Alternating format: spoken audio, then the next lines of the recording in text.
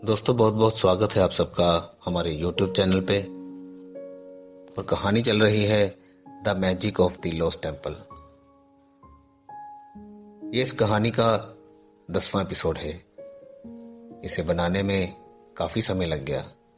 किन्हीं कारणों से मैं थोड़ा व्यस्त चल रहा था, इसीलिए 10वां एपिसोड आप तक लाने में थोड़ी देरी हो गई। माफ़ी चाहता हूँ।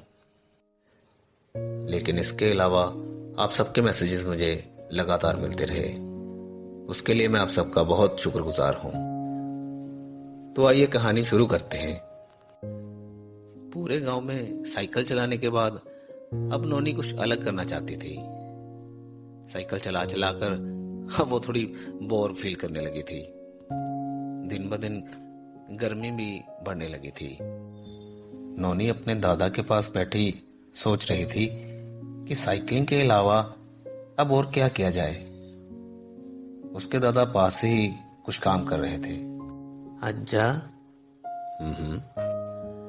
वो दरअसल मैं आपसे कहना चाहती थी हाँ बोलो बेटे। कि अब मुझे साइकिलिंग तो आ ही चुकी है और मुझे स्विमिंग भी आती है ना? खुलकर बताओ बेटे, कहना क्या चाहती हो? वो दरअसल मैं वृधा नदी पे जाके स्विमिंग करना चाहती हूँ अज्जा। और मैं अपनी साइकिल पे अकेले जा सकती हूँ। आपको तो पता ही है मुझे साइकिलिंग आ चुकी है। मैं जानता हूँ बेटी, तुम्हें साइकिलिंग भी आती है और स्विमिंग भी आती है। लेकिन बेटे, वृधा नदी तुम्हारे शहर का स्विमिंग पूल नहीं है बेटा। और जिस सड़क से तुम जाना चाहती हो वो सुरक्षित नहीं है। तुम वहां पर अकेले नहीं जा सकती बेटे। अज्जा ने नोनी के चेहरे की उदासी देखी और एकदम से बात बदल दी। हाँ, बाकी अगर तुम चाहो तो मैं तुम्हें अपने साथ ले जा सकता हूँ। सच अज्जा? हाँ, तुम्हारी दादी सविता और मैं अपने ट्रक पे चले जाएंगे और तुम अपने दोस्तों के साथ साइकिल के साथ आ सकती हो बेटे। लेकिन हाँ, इस दौरान महादेव तुम सबके साथ रहेगा। मंजूर है? मंजूर है। हम अपने साथ फल, सब्जियां और रसोई घर से कुछ सामान भी साथ में ले जाएंगे। सबके लिए खाना भी वहीं पर बन जाएगा। क्या ख्याल है? ठीक रहेगा? बिल्कुल ठीक दादू, बिल्कुल ठीक। पहले तुम सब वहां जाकर ठंडे ठंडे पानी में नहाना। उसके बाद हम सब लोग वहां पर एक साथ खाना खाएंगे, कुछ देर आराम करेंगे और फिर अपने घर वापस आ जाएंगे। ठीक रहेगा? एकदम बढ़िया। नोनी अपने दादा की शर्त को हंसते हंसते मान गई। हालांकि वो अंदर ही अंदर इतनी खुश नहीं थी, क्योंकि उसे ऐसा लग रहा था कि उसके दादा उसे छोटी बच्ची समझते हैं। अब तो वो बड़ी हो चुकी है, वो कहीं भी अकेली जा सकती है। जब भी कोई बड़ा छोटे बच्चों को किसी काम से मना करता है तो सभी को ऐसा ही लगता है। हालांकि किस कारण से मना किया गया होगा, इसके बारे में बच्चे नहीं सोचते। जब नोनी की दादी को इस बात का पता चला, वो भी बहुत एक्साइटेड हो गई। उन्होंने तो रात को ही सारी पैकिंग शुरू कर दी थी। अपने साथ उन्होंने सरासू अज्जी को भी पिकनिक पर जाने के लिए तैयार कर लिया। नोनी की दादी और सरासू अज्जी दोनों ने मिलकर बच्चों के खाने पीने का सारा सामान देखते ही देखते इकट्ठा कर लिया था। सभी बच्चे खुशी खुशी सारा सामान ट्रक में रखने की मदद कर रहे थे। अगली सुबह पूरे 7 बजे अज्जा, अज्जी और उनकी पूरी टीम एकदम तैयार थी। गांव से वृधा नदी की दूरी लगभग 10 किलोमीटर की होगी। ऐसा पहली बार था कि नोनी गांव से दूर साइकिल पर कहीं जा रही थी। इस बात की उसे बहुत खुशी भी थी, लेकिन मन में थोड़ा डर भी था। लेकिन उसे अपने दोस्तों के साथ साइकिलिंग करने में बहुत मजा आ रहा था। कभी कोई आगे आ रहा था तो कभी कोई पीछे। एकदम से कभी अमित आगे आ जाता और कभी यू टर्न लेकर फिर पीछे चला जाता। कई बार तो अमित ने अपने दोनों हाथ छोड़कर साइकिलिंग की और अपने दूसरे दोस्तों को एकदम हैरान कर दिया।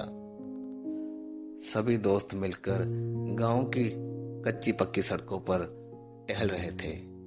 उन सभी के चेहरों पर अजीब सी खुशी थी, एकदम फूलों की तरह महक रहे थे।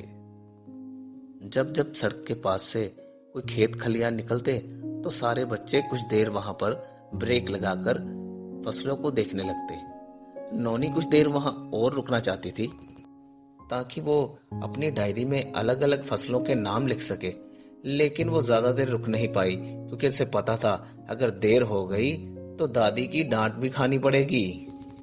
देखते ही देखते सारे बच्चे नदी पर पहुंच गए और जैसे ही बच्चे पहुंचे उन्होंने देखा कि दोनों दादियों ने मिलकर घर जैसा किचन वहीं पर तैयार कर दिया था।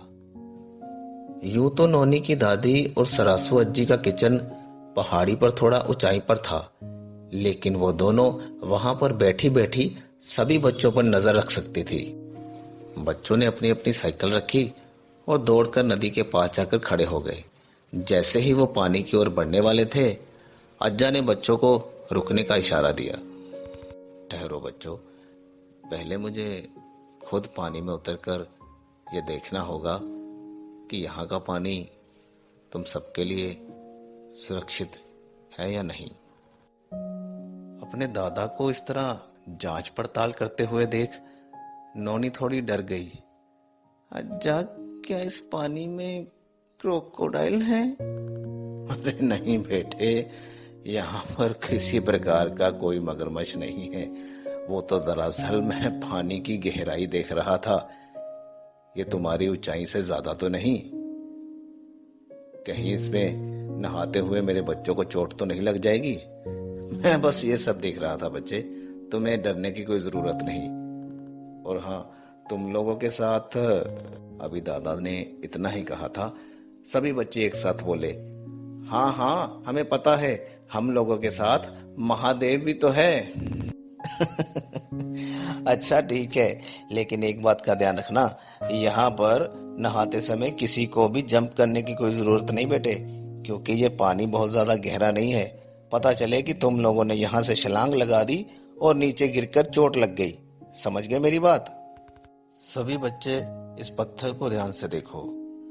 कोई भी बच्चा इस पत्थर से आगे नहीं जाएगा और नहाते नहाते कभी तुम्हारा पैर फिसल जाए या तुम इस पत्थर से गलती से आगे आ जाओ तो एकदम से जोर से आवाज देना बच्चों। तुम्हारे दादू और महादेव पास में ही हैं, उसी वक्त पहुंच जाएंगे बेटे। और जाओ अब तुम मजे करो। अमित को दादा की हिदायतें बिल्कुल पसंद नहीं आ रही थी। उसे ऐसा लग रहा था कि इस तरह से नहाने में तो बिल्कुल भी मजा नहीं आएगा। ये पिकनिक तो एकदम बेकार हो जाएगी। अरे मैं कोई छोटा बच्चा थोड़ी ना हूँ। अरे मैं तो इस ओर से नहाते हुए दूसरी ओर भी पहुंच सकता हूँ, नौनी के दादा बिना बस। नौनी को स्विमिंग काफी अच्छी तरह से आती थी।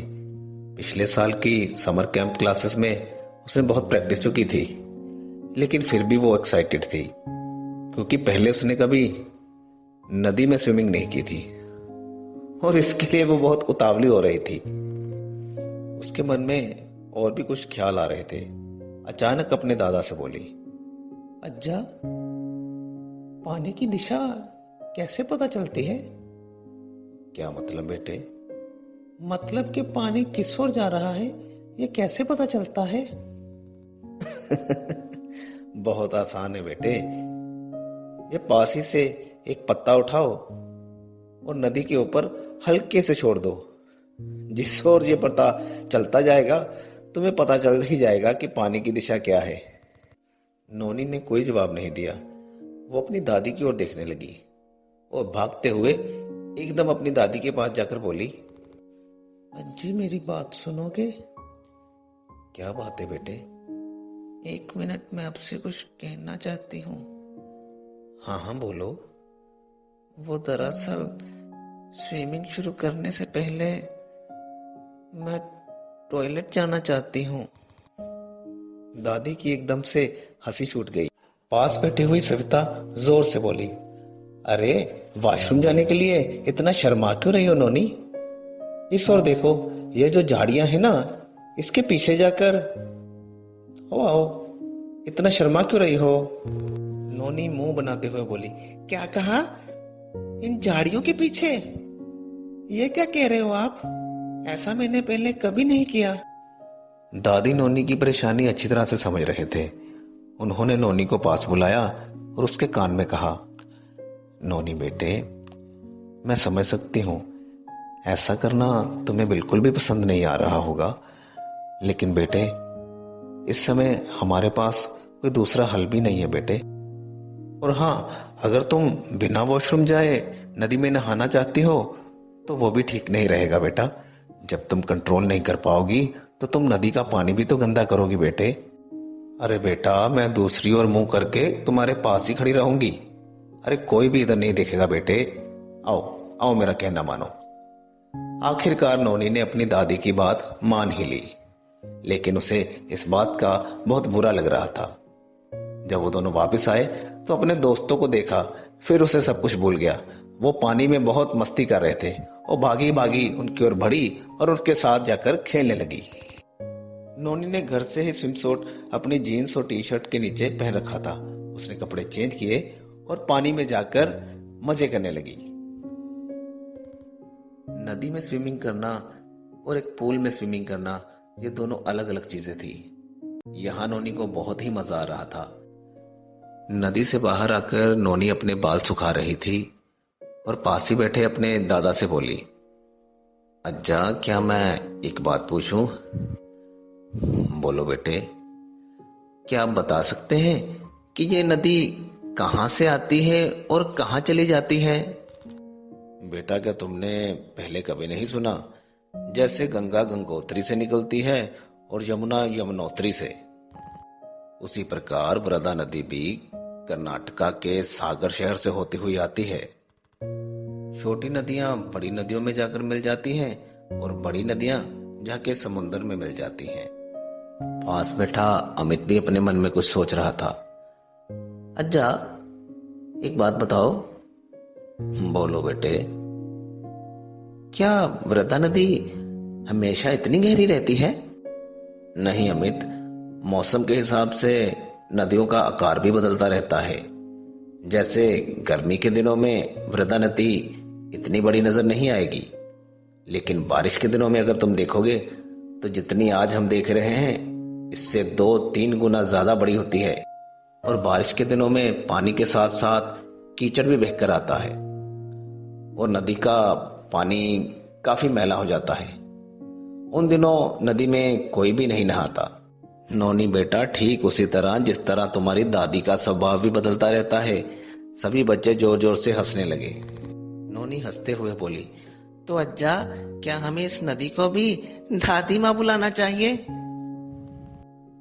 दादा कुछ देर चुप रहे और फिर भारी आवाज में बोले, हाँ बिल्कुल बेटे, तुम्हें अपनी माँ की तरह ही सभी नदियों की इज्जत करनी चाहिए बेटा।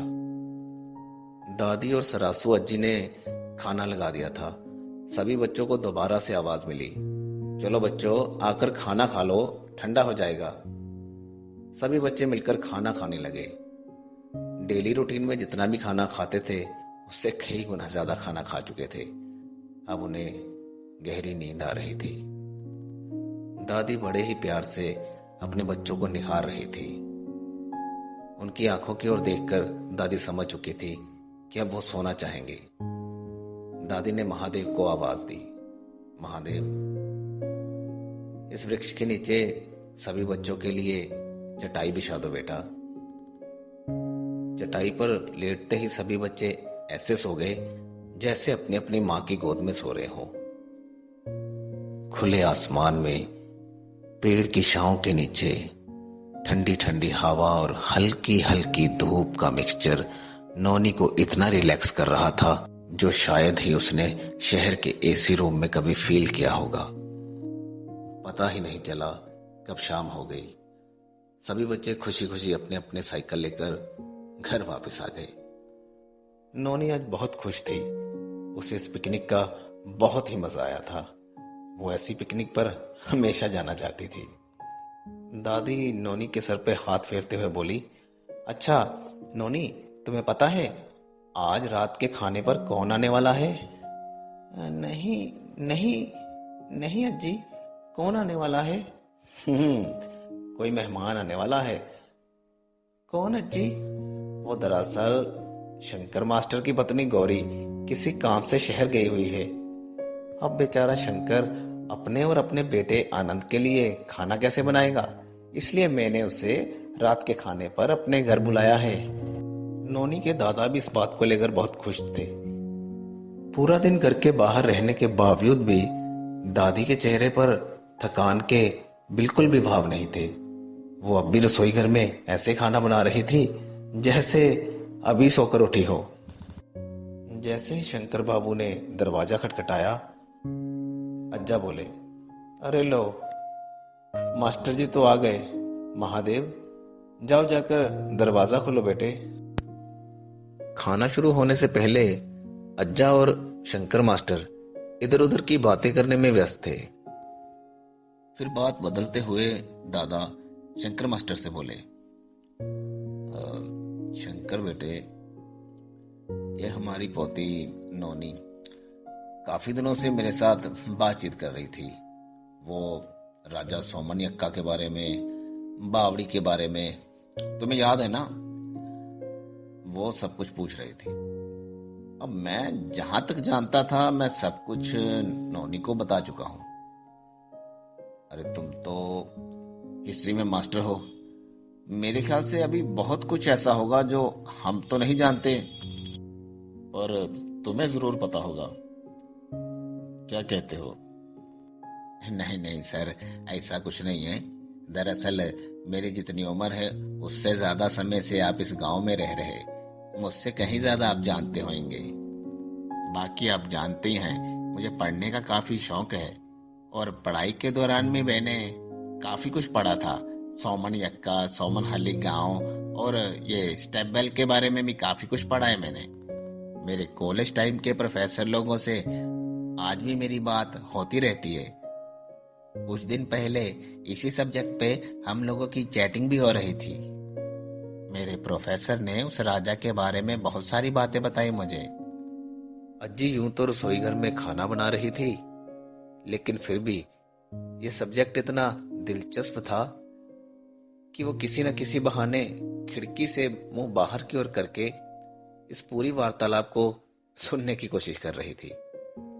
अच्छा शंकर, वैसे तुम क्या जानते हो उस राजा के बारे में, मुझे भी बताओ, या तुम्हारे मास्टर लोगों ने जो तुम्हें बताया मुझे भी बताओ, मैं सुनना चाहता हूँ बेटे। जी अंकल, मैं आपको बताता है। बहुत समय पहले वृदा और तुंगभद्रा नाम की दो नदियां हुआ करती थी, और उन दोनों नदियों के बीच में जो जगह बचती थी वहां पर बहुत सारे लोग रहते थे। उस समय दौरान सोमन यक्का नाम के एक राजा भी हुए थे। मेरे प्रोफेसर के पास उस समय की लिखी हुई कुछ किताबें भी मिली है। क्या कहा? उस समय की किताबें? क्या वो कन्नड़ में है? शंकर बेटे, क्या तुम मेरे लिए वो मंगवा सकते हो? मैं उसे पढ़ना चाहूंगा। क्या कहते हो शंकर? हाँ यस सर। एक्चुअली क्या है, मैं आपके लिए अरेंज तो कर सकता है, लेकिन उसकी वोकैबुलरी और स्क्रिप्ट अब की कन्नड़ से थोड़ी डिफरेंट होएगी। क्या कहा शंकर बेटे? वो अंकल, दरअसल वो आपको समझने में उसको मुश्किल हो सकती है। मतलब वो आज की कन्नड़ लैंग्वेज जैसा नहीं है, थोड़ा हटके होएगा। बाकी जो जो मैंने सुना मैं आपको बताता है। सोमन यक्का मरन यक्का नाम के एक राजा का बेटा था। वो बहुत ही बहादुर, शक्तिशाली और समझदार होता था। उस समय दो नदियां बहा करती थी, वो वृद्धा और तुंगभद्रा, और दोनों के बीचों बीच जो जगह थी उसी में राजा का राज्य हुआ करता था। और राज्य के दोनों तरफ घने जंगल थे और बहुत सारे जंगली जानवर भी रहा करते थे, जो अक्सर गांव में आकर लोगों को परेशान करते थे और पशुओं को आकर भी मार देते थे। इससे लोग बहुत परेशान रहते थे। राजा बहुत बहादुर हुआ करता था। वो अक्सर जंगल में जाके जंगली जानवरों को मारता था। ताकि उसकी प्रजा सुरक्षित रह सके। वो भगवान शिव का भी बहुत बड़ा भक्त था। उसने भगवान शिव के मंदिर बनवाए थे और भगवान विष्णु के भी मंदिर उसने बनवाए थे। वह राजा शिक्षा और शिक्षित लोगों का बहुत आदर करता था। उसने एक बहुत बड़ा महाविद्यालय भी बनवाया था। वह अपने राज्य के सभी किसानों की बहुत मदद करता था। उन्हें फसल और पानी संबंधी सारी सहूलियत दिया करता था और पूरे राज्य में पीने के पानी के बहुत बढ़िया इंतजाम करके रखे हुए थे। नोनी वैसे तो काफी दिनों से राजा और राजमहल की सारी बातें भूल चुकी थी, लेकिन जैसे जैसे शंकर मास्टर अपनी जानकारी साझी कर रहा था, वैसे वैसे नोनी की सारी यादें दोबारा ताजा हो रही थी। वो ठीक वहीं पर पहुंच गई थी। शंकर मास्टर की बात को बीच में टोकते हुए नोनी बोली, राजा ने बहुत सारी बावड़ियां भी बनवाई थी ना? हाँ, तुम बिल्कुल सही बोलता नोनी। इतिहासकारों का भी यही मानना है कि उस राजा ने बहुत सारी बावड़ियां बनाई थी और उस बावड़ी के साथ राजा ने 7 मंदिर भी बनवाए थे और एक खुदाई में कुछ ऐसे सबूत भी मिले थे जिससे ये तय होता है कि उस समय राजा ने बावड़ियां बनवाई थी। पर ऐसे सबूत सोमनहल्ली से लगभग 15 मील दूरी से मिले थे। अब यह कहना मुश्किल है कि यही सोमनहल्ली की बात हो रही है कि किसी दूसरी सोमनहल्ली की बात हो रही है। और यह भी हो सकता है कि पहले हमारे गांव का नाम कुछ और होता होगा और जैसे जैसे समय बीतता गया फिर हमारे गांव का नाम बदलकर सोमनहल्ली रख दिया गया। हाँ लुक नोनी, मेरी बात को पूरा कॉन्फिडेंस से तो नहीं कह सकते, पर जितना मैं सुना था वो पूरा आपको बताया, ठीक है? नोनी को लगा था कि अब वो स्टेपवेल के आसपास पहुंच चुकी है पर बहुत जल्द वो निराश हो गई। ये बातचीत चलते चलते कब सबने खाना खा लिया पता ही नहीं चला। दादी चुपके से उठी और रसोई घर में जाकर एक थाली लेकर आई। नोनी बेटे, तुम्हें पता है आज मीठे में क्या बना है? नहीं दादी।